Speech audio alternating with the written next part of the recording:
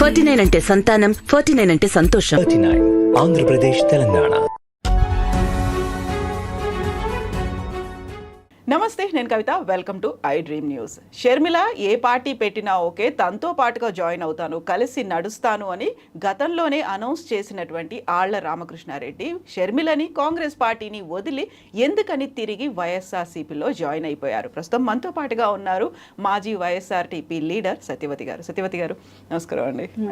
So గతంలో మనం చేసినటువంటి ఒక ఇంటర్వ్యూలో మీరు ఒక మాట చెప్పారు, షర్మిలతో ఏ పని కంటిన్యూ అవ్వదు, మధ్యలో వదిలేసి వెళ్ళిపోతారు, తనకి ఆశ మాత్రమే ఉంది, ఆశ ఏం లేదు అనే మాట మీరు చెప్పారు. ఇప్పుడు ఆళ్ల రామకృష్ణారెడ్డి గారు కరెక్ట్గా ఒక 1 month కూడా కాలేదు కాంగ్రెస్లో జాయిన్ అయ్యారు షర్మిల గారి దగ్గరే. బట్ ఎందుకు వదిలేసి మళ్ళీ వైఎస్ఆర్సీపీకి వెళ్ళిపోయారు ఆయన? ఆళ్ల రామకృష్ణ గారు ఆ రోజు వైఎస్ఆర్సీపీని వదిలి కాంగ్రెస్ పార్టీలో చేరడం రోజే మేము అనుకున్నామండి ఆయన ఒక చారిత్రక తప్పిదం చేస్తున్నాడు అనేది అయితే భావించాం. నిన్న ఆయన మళ్ళీ తిరిగి వైఎస్ఆర్సీపీలోకి రావడం, జగనన్నని కలవడము, మళ్ళీ అదే మంగళగిరిలో తను నేను కాన్సన్ట్రేట్ చేస్తాను, ఖచ్చితంగా నాకు జగన్ గారు అవకాశం ఇచ్చారు కాబట్టి 2 సార్లు మళ్ళీ నేను పార్టీ గెలుపు కోసం నేను ప్రయత్నం చేస్తానని చెప్పడము, కలవడము అనేది చారిత్రక ఒప్పు నిర్ణయాన్ని తీసుకున్నాడు అనేది అయితే నేను భావిస్తున్నా. తిరిగి రావడం అనేది చాలా ఆహ్వానించవేసినాం. ఎందుకంటే మేము చెప్తూ వస్తున్నాం, ఎప్పుడైతే షర్మిల గారు తెలంగాణను వదిలేసి ఆంధ్రప్రదేశ్కి వెళ్ళారో ఇక్కడ షర్మిలక్క చేసినటువంటి మోసం, ఆమె నియంత పోకడలు, అదేవిధంగా ఆమెకు ప్రజల మీద ఏమాత్రం ప్రేమ లేదనే అంశం కావచ్చు, కార్యకర్తలని నాయకుల్ని ఉపయోగించుకొని వాళ్ళ నడి రోడ్డు మీద వదిలేసే పరిస్థితి కావచ్చు, మేము కూలంకషంగా డే 1 నుంచి చెప్తున్నాం. అది రామకృష్ణ గారికి పోయిన నెల రోజుల్లోనే అర్థం కావడం అనేది చాలా హ్యాపీ అంశము. ఎందుకంటే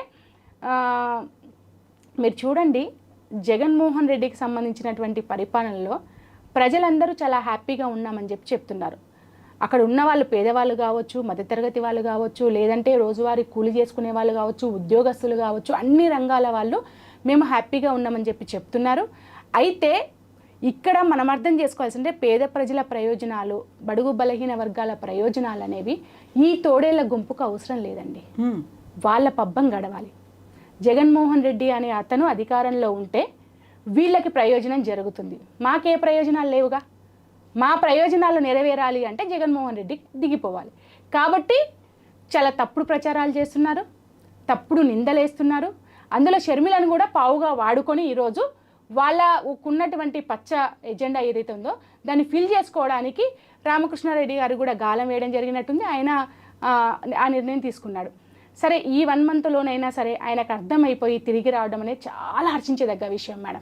ఎందుకంటే ఒక రాజకీయ నాయకుడిగా ఒక్కసారి మనం తప్పు చేస్తే దాన్ని ఫిల్ చేసుకోవడానికి చాలా సంవత్సరాలు పడుతుంది.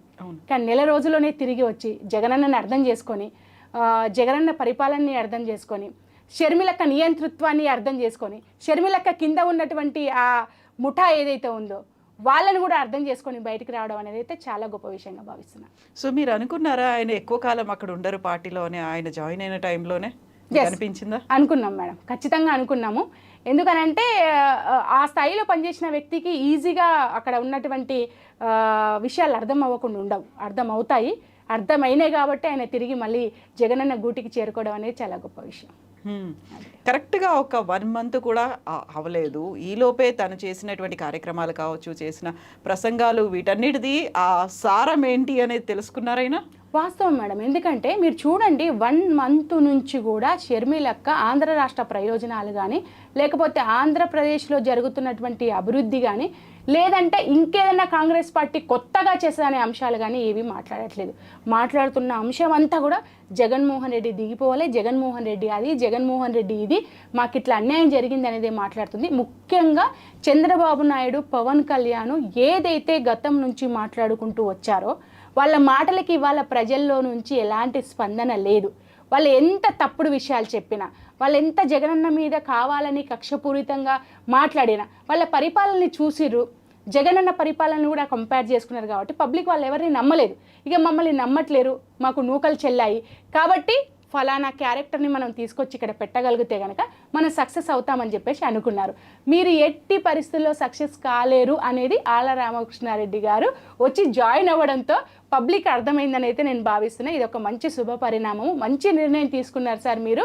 నిజంగా మేము మిమ్మల్ని హర్షిస్తున్నాం. ఒక నెల రోజులలోనే ఆ పచ్చ తోడేళ్ళు కావచ్చు, ఆ తోడేళ్లకు తోడైనటువంటి షర్మిలక్క నియంతృత్వాన్ని కూడా మీరు అర్థం చేసుకోవడం అనేది చాలా గొప్ప విషయం. ఎందుకలా మీరు ఒక మాట చెప్తున్నారు, తోడేళ్లకు తోడయింది షర్మిలక్క అనేది, ఒక నియంతృత్వం అనేది మీరు ఇంతకాలం తనతో జర్నీ చేసినప్పుడు చూసారా, లేకుంటే తన స్వభావమా, ఏమనిపించింది? ఎందుకలా ఇప్పుడు తెలంగాణకు కాదు కనీసం ఏపీ కన్నా సెట్ అవుతుందేమో అని అనుకున్నప్పుడు ఏపీకి కూడా సెట్ అవ్వదని అనుకుంటున్నారు? ఎట్లా అవుతుంది మేడం చెప్పండి మీరు.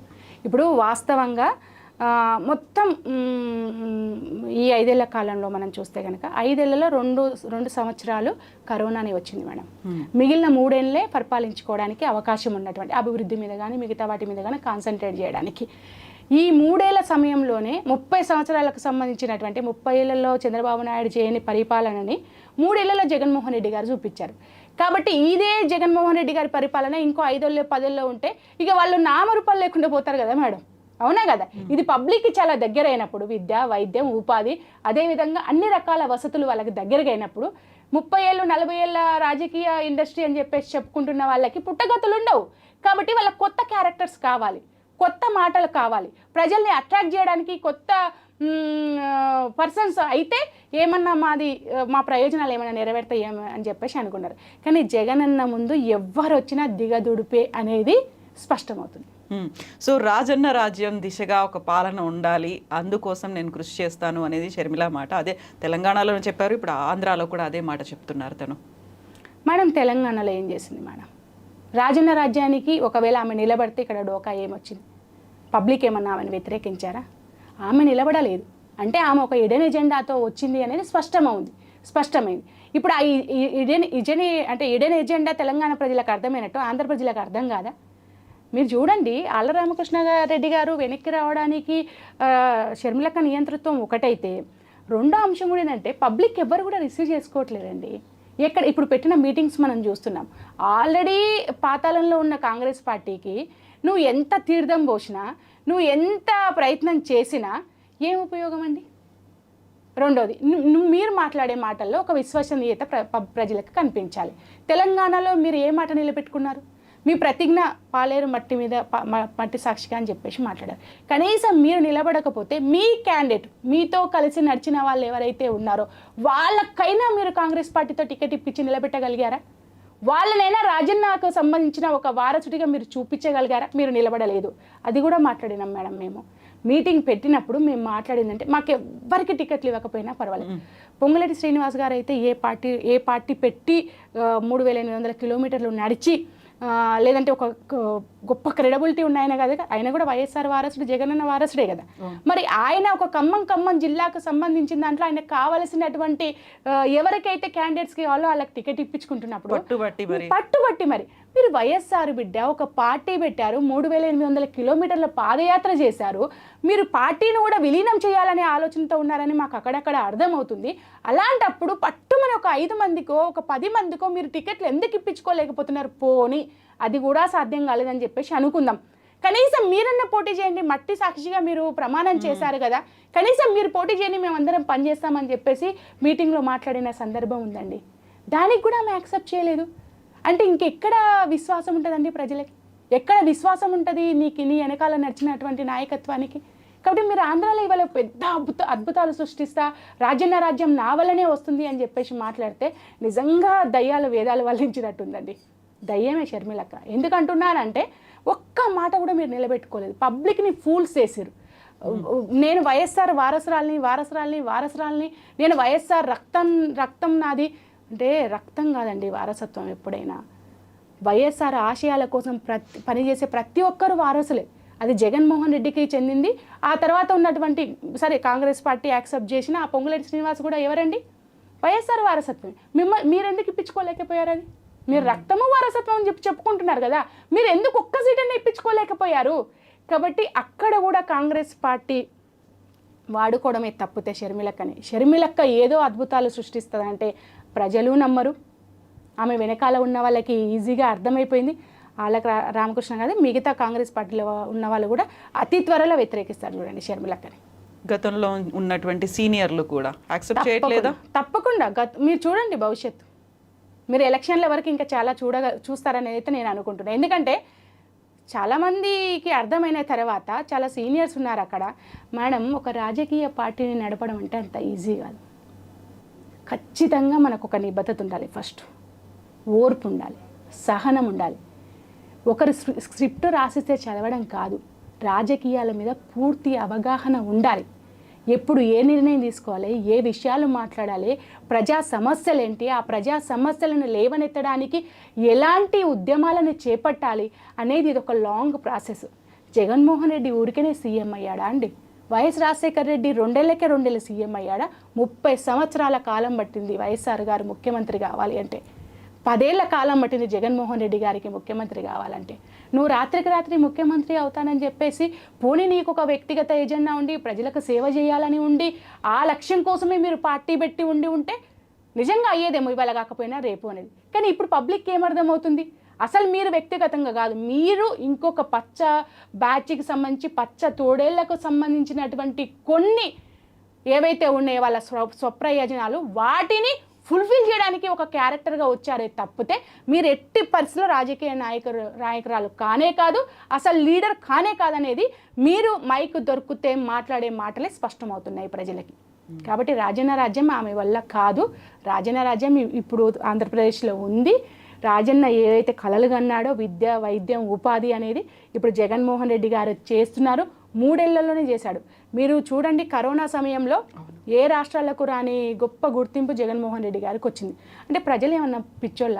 మీరు రీసెంట్గా పోసాని మురళీకృష్ణ గారు కూడా మాట్లాడారు. జగన్మోహన్ రెడ్డి గారికి చాలా దగ్గరగా ఉన్న వ్యక్తి కదా, ఇంతమంది జగన్మోహన్ రెడ్డి గారిని సపోర్ట్ చేస్తున్నారు కదా ప్రభుత్వంలో, బయట ఈమె కళ్ళకు కనపడట్లేదా అండి? కనిపించాలా లేదా? పోనీ నీకు ఒక రాజకీయ నాయకురాలుగా ఎదగాలని ఉంది, తప్పేం కాదు. కానీ దానికి తగ్గట్టు కార్యాచరణ ఎక్కడుంది? లేదు. కాబట్టి కంప్లీట్గా ఫెయిల్ అవుతుంది షర్మిలక్కని అయితే నేను చెప్పదలుచుకున్నాను. గతంలో వైఎస్ఆర్ టీపీని కాంగ్రెస్లో విలీనం చేస్తున్నప్పుడు వినిపించినటువంటి ఒక మాట, కర్ణాటక నుంచి తన్ని రాజ్యసభకు పంపిస్తారు అనే మాట. సో కర్ణాటక రాజ్యసభ ఎలక్షన్స్ ఇవన్నీ ముగిసిపోయిన తర్వాత ఇప్పుడు తను అక్కడ ఎమ్మెల్యే కంటెస్ట్ చేస్తారా, ఎంపీఏ కంటెస్ట్ చేస్తారా? తన ఏపీలో తన కార్యాచరణ ఎలా ఉంటుంది అనుకుంటున్నారు మీరు? మేడం, ఇప్పుడు తనకి స్వతహాగా ఒకవేళ రాజకీయ నాయకురాలుగానే ఎదగాలి అని ఉంటే అసలు వీళ్ళు ఎందుకు మేడం? వాళ్ళకు రామకృష్ణ గారు 1 మంత్లో కాంగ్రెస్ గురించో మీ గురించో తెలిసి బయటకు వచ్చేసి జగన్మోహన్ రెడ్డి చెంత చేరారు. మీరు ఎన్నేళ్ళు ఉన్నా సరే జగన్మోహన్ రెడ్డిని కాదని మీరు ఏదో గొప్ప అవుతారని అయితే అనుకోవద్దు. నేను షర్మిలక్కకు సూచిస్తున్నా, మరో సావిత్రి కావద్దు. మనకు తెలుసు సావిత్రి గారి జీవిత చరిత్ర, సినీ నటి, చాలా ఎక్సలెంట్ క్యారెక్టర్ ఆమెది. ఆమెకున్నటువంటి క్రేజ్ ఆ రోజుల్లో సినిమాలో ఎవరికీ లేదు.